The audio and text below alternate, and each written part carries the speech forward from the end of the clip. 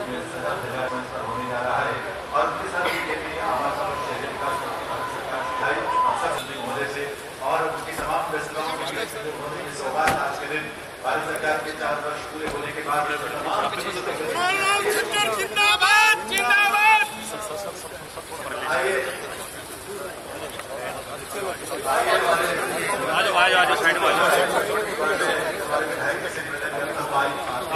विधायक बहादुरगढ़ नरेश कौशिक जी, डीएमआरसी और भारत सरकार के वरिष्ठ अधिकारी, हरियाणा सरकार के वरिष्ठ अधिकारी और आप सबका हम स्वागत अभिनंदन करते हैं। ठीक 10 बजे का समय है जब प्रधानमंत्री महोदय के साथ हम जुड़ेंगे करेंगे, लेकिन उससे पहले मैं प्रार्थना करूंगा माननीय मुख्यमंत्री हरियाणा श्री मनोहर लाल जी, जिन्होंने इस प्रदेश में आर्थिक विकास से लेकर सामाजिक कल्याण तक की योजनाओं को पूरे प्रदेश में हर वर्ग हर क्षेत्र के लिए जिस तरह से आपको अवसर होगा कि आप एक ऐसी सेवा का इस्तेमाल कर पाएंगे।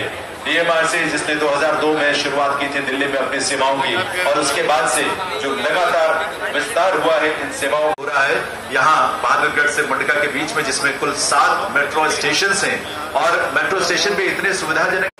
आदरणीय श्री नरेंद्र मोदी जी, माननीय केंद्रीय आवास एवं शहरी मामलों के राज्य मंत्री श्री हरदीप सिंह पुरी जी, मेरे साथी मंत्री श्री ओम प्रकाश धनखड़ जी, हमारे विधायक श्री नरेश कौशिक जी, सभी हमारे अधिकारीगण, सभी उपस्थित महानुभाव देवियों, पत्रकार व छायाकर बंधु, शहीद होशियार सिंह जैसे बहादुरों की जन्मभूमि बहादुरगढ़ की मेट्रो दिल्ली से जोड़ने के इस शुभारंभ के लिए आपने अपने कार्यालय से समय निकालकर वीडियो कॉन्फ्रेंसिंग के द्वारा शामिल होने के लिए समय निकाला। मैं बहादुरगढ़, झज्जर और रोहतक की जनता तथा हरियाणा सरकार की ओर से आप सभी का बहुत बहुत हार्दिक स्वागत और अभिनंदन करता हूं। प्रधानमंत्री जी, ये मेट्रो लाइन जो बहादुरगढ़ को दिल्ली से जोड़ेगी 2 फरवरी 2013 इसका शिलान्यास हुआ था। 11 किलोमीटर की लंबी लाइन 2028 करोड़ रुपए से बनकर तैयार हुई है। यहां से दिल्ली तक आने जाने का एक रास्ता जो बना है बहादुरगढ़, रोहतक, झज्जर की जनता के लिए बहुत ही एक उपयोग इसका होगा। जो लोग आना जाना नहीं भी करेंगे उनके लिए भी ईज ऑफ लिविंग इसका वो अनुभव कर सकेंगे, क्योंकि ट्रैफिक जाम की समस्या से उनको निदान मिलेगा। हरियाणा की धरती से प्रधानमंत्री जी आपका इतना प्रेम है कि आपने कितने ही इंफ्रास्ट्रक्चर के जो हमको जितने भी प्रोजेक्ट दिए हैं, न केवल दिए हैं बल्कि बहुत शीघ्रता से उनको पूरा करने का काम चल रहा है। मैं इसके लिए आपका बहुत बहुत धन्यवाद करता हूं। पिछले वर्ष आपने दिल्ली से और फरीदाबाद मुजफ्फर तक की लाइन 13 किलोमीटर उसका उद्घाटन किया था। आगे बल्लभगढ़ तक वो बनकर के तैयार होने वाली है। इसी प्रकार हमारा जो 907 किलोमीटर का 9 नेशनल हाईवे का जो एक तोहफा हरियाणा को केंद्र सरकार की ओर से मिला है और 4 नेशनल हाईवे जिसका चौड़ाकरण का काम चल रहा है, इससे भी हरियाणा की जनता को बहुत लाभ होगा। अभी पिछले दिनों में केजीपी का आपने उद्घाटन किया। 500 दिन के अंदर अंदर उसको तैयार करा करके इतना जल्दी जो आपने काम कराया है, आपकी दृढ़ संकल्प शक्ति का ये परिचायक है। इसी प्रकार हरियाणा में केएमपी का जो रास्ता है, जिसका एक भाग मानेसर से पलवल बनकर चालू हो चुका है और दूसरा भाग जो अभी कुंडली से और मानेसर तक ये बहुत जल्दी शीघ्र पूरा होगा। इसका भी मैं आपसे निवेदन करूंगा कि उसका भी उद्घाटन करके हरियाणा की जनता को आप समर्पित करेंगे। हमारे बहुत से प्रोजेक्ट ऐसे भी हैं जिनके प्रपोजल बन गए हैं और जिनके लिए बहुत हमको आशा है कि वो प्रपोजल भी जल्दी तैयार होंगे, क्योंकि दिल्ली हरियाणा 3 तरफ से दिल्ली को लगा हुआ है। तो इस प्रकार से जितने भी नेशनल हाईवे हैं सबके ऊपर मेट्रो अथवा RRTS जो रीजनल रैपिड मेट्रो सिस्टम है, इसके लिए भी सारी लाइनें जितनी पेंडिंग है, प्रपोजल हैं जो तैयार हो गए हैं, उन सबका काम शीघ्रता से हो सके, ये भी मैं आपसे निवेदन करूंगा। और मैं आपके बीच में, जनता के बीच में बहुत अधिक समय न बोल करके अब अंत में आपसे मैं निवेदन करूंगा कि हरियाणा की हमारी जनता को आप अपने शब्दों से हमको आशीर्वाद दें और हरियाणा की जितनी भी योजनाएं हैं जो हमारी पेंडिंग है वो सब आप शीघ्रता से पूरी कराएं। यही निवेदन करते हुए मैं आपको निवेदन करता हूं कि आप हमारा मार्गदर्शन करें। मेट्रो और उससे जुड़े निर्माण कार्यों के लिए कोई नीति नहीं थी और इसलिए कोई मानक, कोई स्टैंडर्ड, टेक्नोलॉजी, इक्विपमेंट, कोई तय नहीं। सरकारों की, नेताओं की मर्जी के मुताबिक स्टेशन और अलग अलग विभागों के हितों के मुताबिक सब निर्णय बिखरे हुए पड़े रहे। एक बिखराव महसूस हुआ। अब 2017 में देश की पहली मेट्रो पॉलिसी के बनाने के बाद अब इन सब चीजों को एड्रेस किया गया है, इन पर ध्यान दिया गया है। लोगों को एक स्टेशन से दूसरे स्टेशन और फिर अपने घर या दफ्तर तक पहुंचने में परेशानी ना हो, इसके लिए शहरों के पूरे ट्रांसपोर्ट सिस्टम का इंटीग्रेशन किया जा रहा है। अब देश में ही कहीं पर भी मेट्रो बने, लेकिन एक तय स्टैंडर्ड पर काम करेगी। साथियों, 21वीं सदी की आवश्यकताओं को ध्यान में रखते हुए शहरों में स्मार्ट, सुलभ, सस्ता और साफ सुथरा पब्लिक ट्रांसपोर्ट सिस्टम देना इस सरकार की प्रतिबद्धता है। आज देश के 12 शहरों में मेट्रो नेटवर्क का विस्तार किया जा रहा है।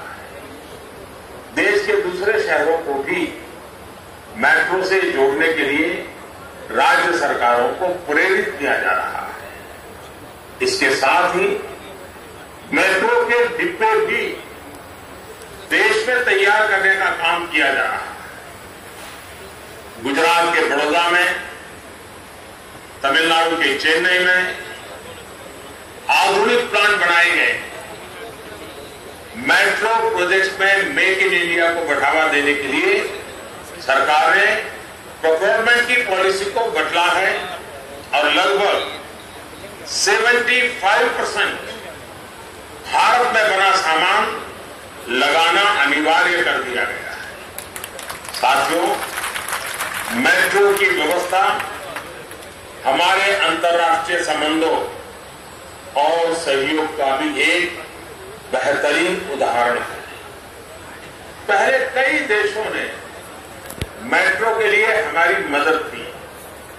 अब भारत दुनिया के कई देशों को मेट्रो के कोच की सप्लाई करने के लिए तैयार हो रहा है। न सिर्फ अंतर्राष्ट्रीय संबंध बल्कि कोऑपरेटिव फेडरलिज्म कैसे काम करता है उसका भी मेट्रो एक जीता जागता सबूत है। आज देश के जिन जिन राज्यों में भी मेट्रो बन रही है वहां केंद्र और राज्य सरकारों की सक्रिय भागीदारी से बन रही है।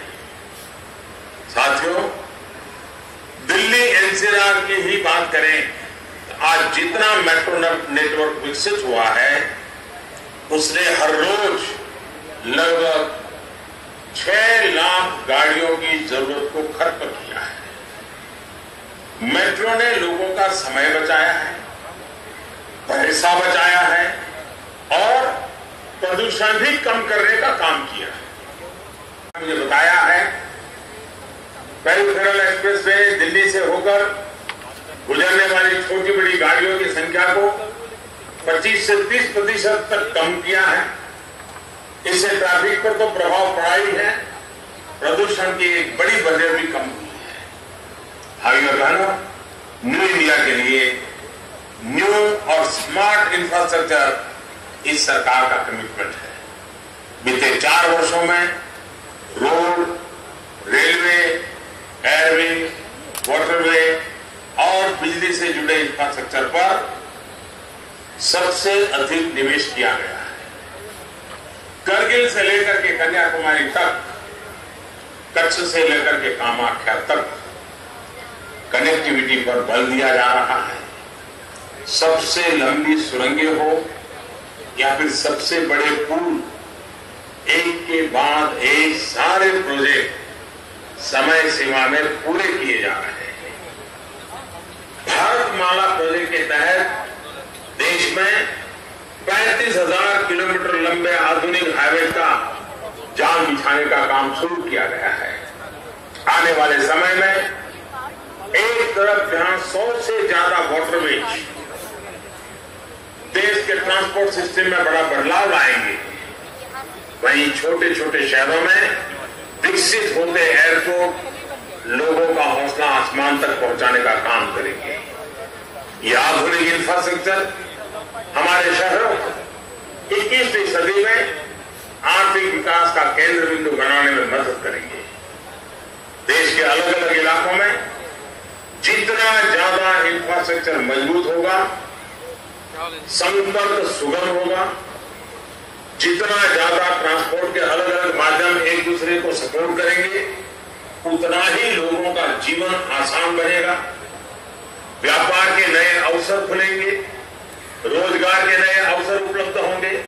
हरियाणा और बहादुरगढ़ की जनता को बहुत बहुत बधाई के साथ मैं अपनी बात समाप्त करता हूं और इस कार्य का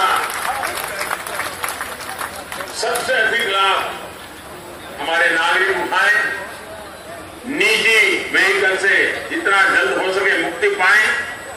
फिर एक बार आप सबका बहुत बहुत धन्यवाद। बहुत बहुत आभार प्रधानमंत्री महोदय का। अब हम निवेदन करेंगे माननीय प्रधानमंत्री महोदय से कि वे प्रतीक रूप में सेरेमोनियल फ्लैग दिखाकर यहाँ इस मटका बहादुरगढ़ मेट्रो को रवाना करें। एक बार करतल ध्वनि के साथ आइए हम आभार व्यक्त करें प्रधानमंत्री महोदय। प्रधानमंत्री महोदय अपने कर कदमों से हरी झंडी दिखाकर प्रतीक रूप में इस मेट्रो रेल सेवा का यहाँ से शुभारंभ और इसे रवाना कर रहे हैं। बहुत बहुत आभार माननीय प्रधानमंत्री महोदय का। उनकी कृपा, उनके स्नेह, हरियाणा के प्रति उनके विशेष स्नेह और इस देश को नई ऊंचाइयों और नई